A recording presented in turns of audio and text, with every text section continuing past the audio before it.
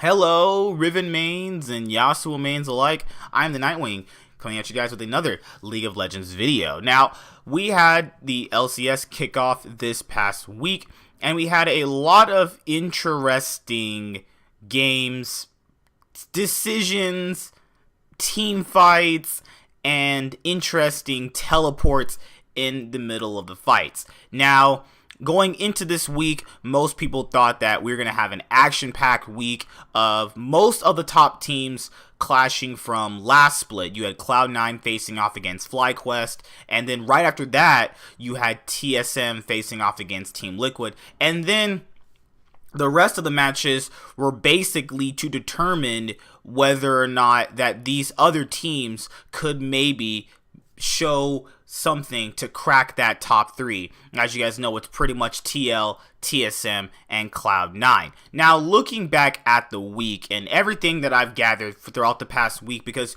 you got to take into consideration that it's week one for the LCS summer 2019 split.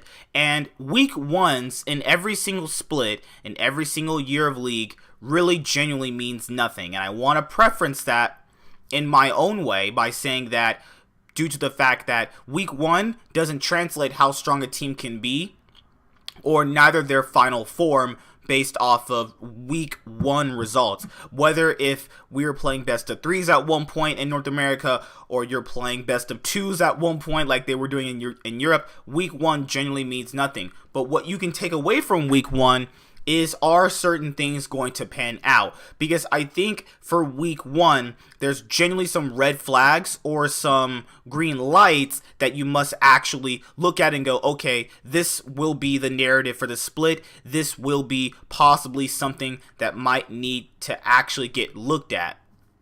And I think that when you look at that, that kind of translates into something different. So let's look at everything as what we have to look out. So the Cloud9 versus FlyQuest game, as a Cloud9 fan myself, I thought it was pretty interesting. I know a lot of people have said, well, Cloud9 didn't look the cleanest against FlyQuest. You have to factor in, FlyQuest were a top 4 team last split. They got 3-0'd by Team Liquid. And yeah, factor in, FlyQuest were the 4th best team that split, and I think that every other team was just a peg below FlyQuest. Like I said before, FlyQuest tends to fall into this trap all the time. When the better teams start to perform better, that's when they look worse, and this past week could be a little mini, well, glimpse into that per se.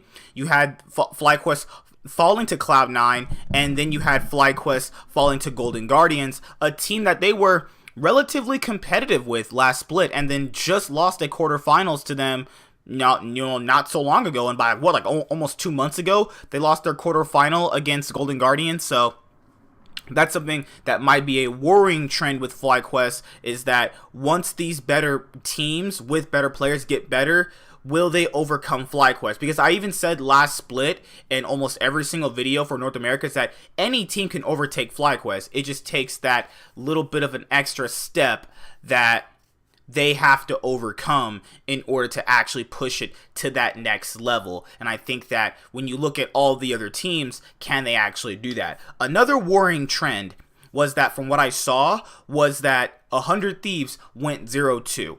And I'm going to be blatantly honest with this. You can take it whatever way you like. I don't really care too much. They played the exact same way that they played in spring, except with a few different alter decisions to their play, actually. You had Amazing, who I thought was going to have this Schalke effect like he did on Schalke when he got them to the EU LCS finals. Now, that still might happen to some degree with the 100 Thieves later on in the split. Like I said, it's only week one. But looking back at 100 Thieves' 0-2 week, you got to look at this and go, this is genuinely not working out. There is something going wrong with the team. I think that that's not something you need to be discrediting. There's several things. Afromu had a interview with Travis Gatford where he said like most of the team's issues were fixed and Amazing came in and he helped out a lot. Doesn't look like that on stage now, does it? Because like I said before, the problem with them is not really the other players, it's the mid laner. Soligo, I just don't think he's that good. I don't think he's really impactful in the game. I don't think he really does anything. He kind of embodies the play style that 100 Thieves played last split, was literally do nothing, play farm simulator, and just not be impactful, do anything. He's just not, in my opinion, he's just not that good. And I think that if they want to do anything to break maybe playoffs in the upcoming weeks, they literally have to, at one point, maybe change their mid laner. Yes, Soligo can turn it around. And yes, maybe Soligo can be the next Bjergsen. If he's the next Bjergsen, I'm going to go outside and jump off a bridge, because that's not going to happen. And I just don't see it out of him. I see him getting carried by all other 4 members. Now, looking at Bang's performance, Bang and Someday played pretty well, all things considered. They played fine. It was just the mid side of the map just kind of collapsed on them, Afmu constantly getting caught out. You have Soligo just basically doing nothing. He's basically doing nothing. And you have Amazing flashing into his own Jarvan Cataclysm. Yeah, that's not something you want to actually do. To be fair, at that point, the game is over, so it really doesn't matter. But those type of plays can be kind of worrying to a certain sense. So 100 Thieves going 0-2, that is kind of still surprising that they literally just came off roster, changes, and it's still kind of not working out. I'm not saying it won't work out. I'm just saying right now, these changes are not doing anything. Now, when you look at Optic went 2-0. I think that you got to take that with a grain of salt, because they did face Clutch and 100 Thieves. 100 Thieves basically gifted them that second game. Now, I'll admit that Clutch fought them for the win that they got. They played a very back and forth game, so that's okay. You can take the Clutch win with an actual, like, okay, we actually beat them pretty handedly. It looked close for a little bit, but like the games nowadays for League, they're gonna look pretty close for a little bit, and then when the better team has the better comp and the one that actually plays faster toward objectives, they'll actually do better. So I think Optic played better in their Clutch game than they did with the 100 Thieves, because 100 Thieves basically gifted them a free win, let's be honest here. And then you look at Golden Guardians going 2-0.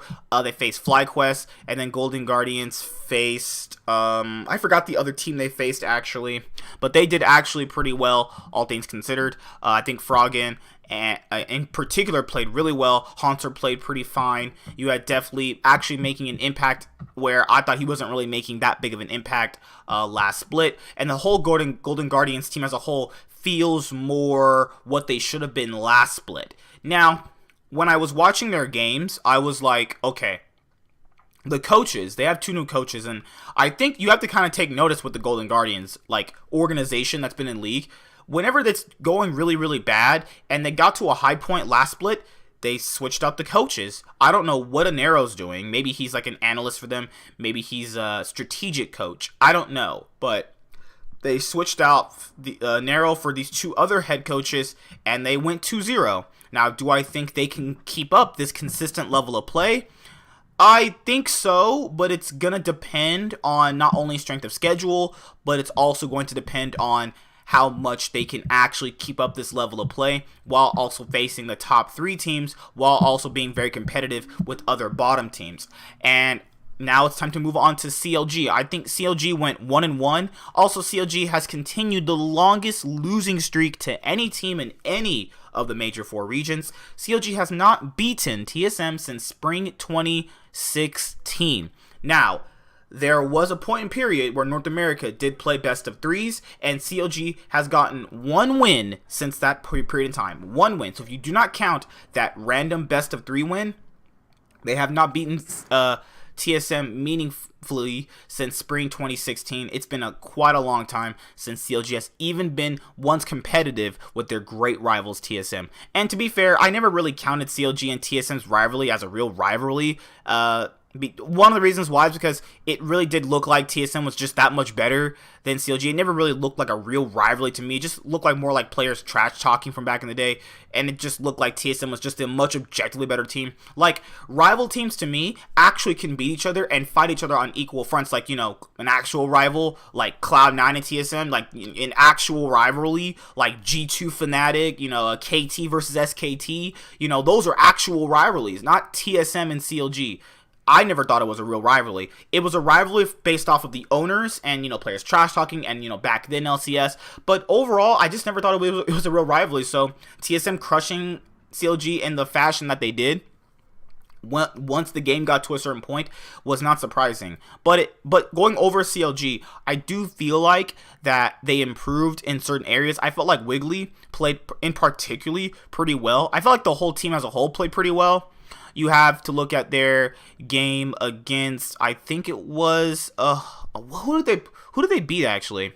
They beat somebody. I can't remember. They went 1-1, but they actually won, and it actually looked pretty decent. They played 100 Thieves. Yeah, they played 100 Thieves, and they actually did pretty well in that game. But like I said before, I wouldn't count beating 100 Thieves to mean literally anything, but overall, they played pretty well. I like the addition of Ruin. He was really holding his own in the top lane and actually contributing a fair share amount. So that's what I'll say about CLG. Looking at Echo Fox and them actually going 1-1, where they had upset TL, and them not giving respect to Solo. I feel like Solo has massively improved, you know, in the past 2 splits. He's played pretty well, all things considered, and the changes of Yusei, or whatever his name is, UC and Lost, might help them have a better regular standing than they do right now. But I still don't think Lost is that incredible. I feel like he's, you know, pretty basic, all things considered. He plays a very few amount of champions. Like I saw them play in Academy. I wasn't really too fond of their play, all things considered, but they did pull off an upset against TL, and then TL obviously looked incredible in their game against TSM, and then looked like they had disrespected their opponent Echo Fox with the amount of how much they actually played around the Skarner pick. So it really looked like that Team Liquid was more took a bad team fight and got caught off guard. Not to take anything away from Echo Fox, it's actually good that TL is challenged this early on, so that way we can see them improve. But TL overall still looked actually pretty fine. The Echo Fox game is kind of questionable, but overall it's week 1, so you don't want to take anything out of too much context, right? And then looking at Clutch Gaming, the same things popped up that I saw last split. I do believe that they upgraded their bot laner with Cody Sun, because Piglet is, you know, not so good anymore, but it really didn't matter. I do feel like Cody Sun is a massive improvement in the bot lane with Vulcan, but it's still not showing it, and they got visibly clapped by C9. Yeah, they were pretty competitive in the Optic Gaming game they had, but overall, they still look like they had the exact same issues. Players getting caught out, you know, way too over-aggressive, and it's just not really panning out for their situation. Then you look at TSM. Now, TSM got visibly handily clapped by Team Liquid. But the next day, they actually performed pretty close against CLG. So I don't know how to really gauge the precise strength of them just yet. I do feel like they're still a top 3 team and they're still very strong. But I feel like they might go through what Cloud9 went through back in their summer 2017, where they, you know, how Cloud9 had reached the finals in spring and then kind of fell off kind of bit during that summer split. I think TSM might go through something like that in this split, not only given with the added fact that other teams are just improving, it's just with the simple fact of the matter of, like, they're playing Grig and Acadian, so games in which one of the junglers messes up, they're just gonna swap out one for the other, like they did with CLG with Grig. So that might cause them to lose free games that they really shouldn't be losing, because TSM has always been prone to drop just these random games to these teams that they realistically shouldn't be losing to, and that's just how it's really worked per se. Now, looking at Optic, overall, Crown played pretty well, Meteos played pretty well, Arrow and Big played pretty decent, Dokla played pretty well, but like I said before, all of this stuff stems from week 1, so you want to kind of take all this stuff with a grain of salt. Also, you want to kind of take a look at what's happening bad with teams and kind of go like, okay, this can only be fixed by one thing, potentially by another thing, or it's going to be the narrative throughout the whole split. 100 Thieves could literally just crash and burn like they did last split, but hopefully they can work out their issues. We saw that the 100 Thieves, when they were actually in Champion Select, they had another coach on stage with Prawley, so that's a good thing as well. JTH had talked about that, you know, you needed a second coach with Prawley to help him work out the drafting phase because it had not been looking very good. I still think that, you know, the top 3 teams are solidified, you know, and hopefully this week Cloud9 can go 4-0 and Team Liquid and TSM can bounce back and have 2-0 weeks themselves. So I'll see you guys later. I'm the Nightwing signing out. Hope you guys enjoyed the video. Like, comment, subscribe. Most of all, enjoy. We are going to have our LCK power rankings up this week before the LCK and EU and LCK match predictions. So be on the lookout for that. I'm Nightwing for Inside for Nerds signing out. See you guys later. Bye. Have a good day.